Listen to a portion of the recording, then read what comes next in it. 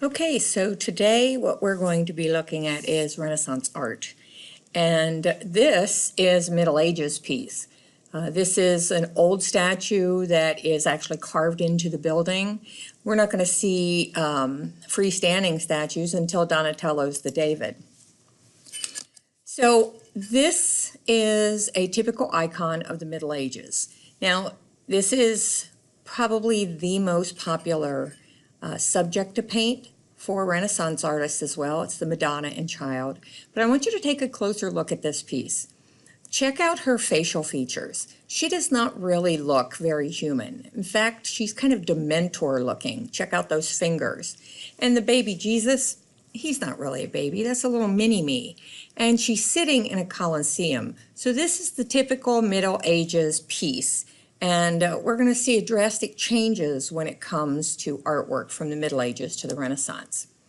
So if we go back, the art of the Middle Ages is flat, and it's always religious. The Renaissance, that starts around 1350, is going to see a whole different type of art. So the first being that it's going to become very secular.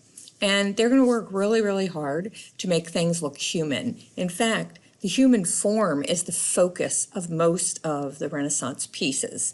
So even though it's nude, it was not porn, it was to glorify the human body. So here we go. We have side by side, same exact subject matter. On the left, it is the Middle Ages. On the right, it is the Renaissance. So if you take a second to look at that, you can really see the difference between the subject matter. The Middle Ages, once again, very Dementor looking. We got the little mini-me baby Jesus. And then on the right, we have both of these subjects are very human-like. And we see the first glimpses of perspective, which is depth in a piece. And you can see Mary sitting there in an alcove. Looks very real. So we're going to just briefly look at a couple of the most important Renaissance painters. And the first was Donatello.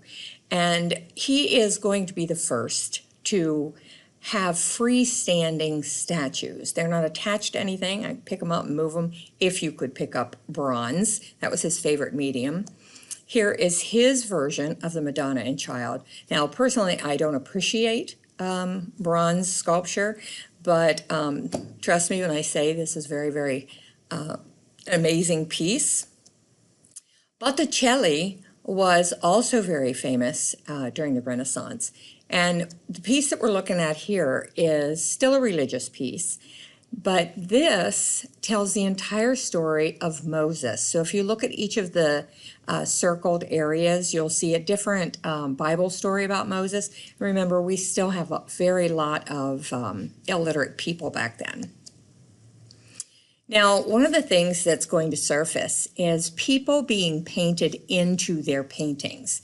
So it wasn't okay to have your portrait painted yet. That's going to come in another maybe 100 years.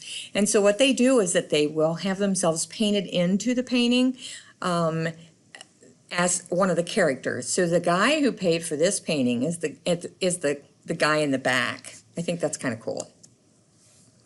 Ghirlandaio is a perfect example of trying to show the human form as truly human.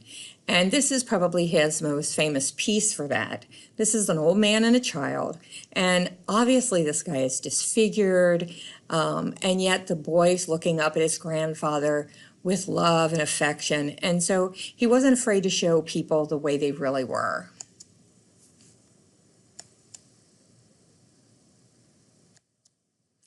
And here's Michael. Now, Michelangelo, I just want to take you a moment for you to look at his last name, because a couple of years ago, they only referred to Michelangelo on the test as his last name. They haven't done it since, but I want you to know that he did have one. Now, poor Mike, he hated to paint, and yet almost everything that he does that we think of as famous is painting. He hated it. He considered himself a sculptor. And so this is his piece of his David. It's about 20 foot tall, and it's in Florence. Some of us went and saw it last year. And for me, this is the most moving piece that he has ever done. And this is the Piete, and it is Mary holding Jesus as he came off the cross. It is life-size. Actually, it's a little larger than life-size. And I'm telling you, when you are standing close to it, the folds of her dress look real. Now, this is an interesting piece because it's really the only one he's ever signed. And the legend goes that he was standing in the Vatican, and there were some people around him looking at it, and they were debating on who did they think did this piece. And his name did not come up as one of the authors of this piece. And so he stayed behind after they closed the Vatican with his chisel and a candle, and on her sash, he actually engraved his name. So it's the only piece that he ever autographed or signed. I think we all are familiar with Da Vinci. He is our Renaissance artist that I think suffered from ADHD. He was very much like Squirrel. He would start things and stop, and so actually we have very few pieces that were finished. And here is the Mona Lisa. It's actually, in reality, it's small, maybe 11 by 14.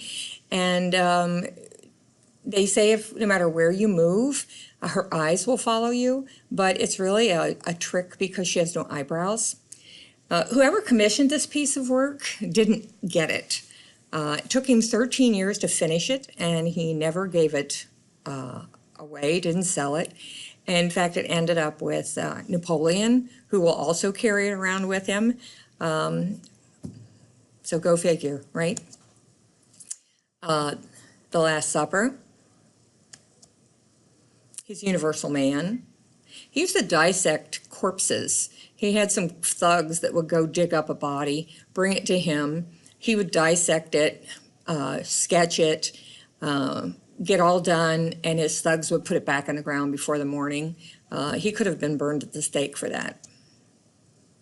Raphael is probably the only one that's stuck with a predominantly religious subject, whether it was the topic or just religious people. He did a lot of Pope paintings, Madonna and Child. Now, one of the fun facts about Raphael is that his mistress at the time was his Madonna. So if you look at all of his Madonnas and Childs over his lifespan, you'll see that they do change. So they are his latest mistress. I think that's ironic. This is the School of Athens. This is an interesting piece because here he has painted all of the great scholars of the time, Aristotle, Socrates, whether they were alive at the same time or not. Now, he was painting this in the Vatican at the same time that Michelangelo was painting the Sistine Chapel. And he had kind of a man crush on Michelangelo. And so he actually painted Michelangelo into the painting right here. This is Mike. And the legend has it that he ran down into the Sistine Chapel and he said, Mike, I'm done with my piece. I want you to come and look at it.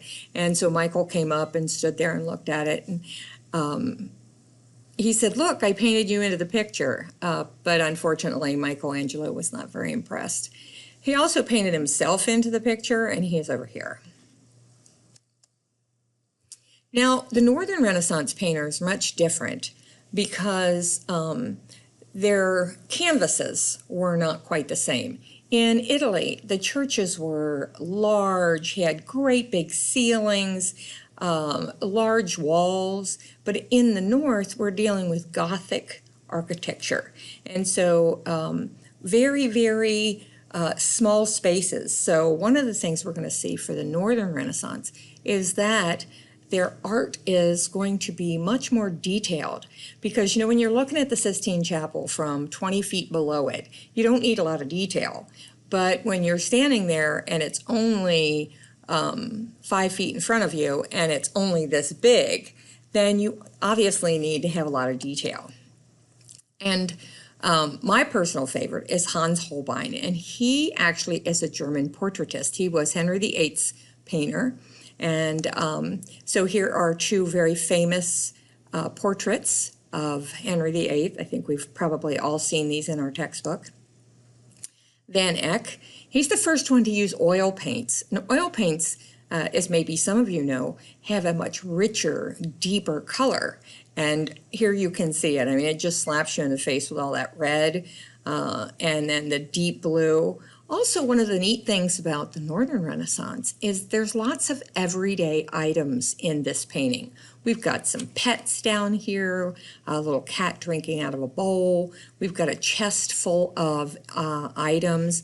Things aren't quite to scale, which throws me off a little bit, but there is a lot of detail in this painting. This is probably the epitome of Northern Renaissance art. So this is Arnolfini and his bride. It's Van Eyck. And again, we see this is just kind of an everyday painting. We've got deep, deep colors. We've got an extra pair of shoes over here. We have a pet. But what makes this painting so amazing is this mirror back here. And this mirror in the painting has them from the back and the artist painting them. So all of this is supposedly the reflection, and that, my friends, is detail.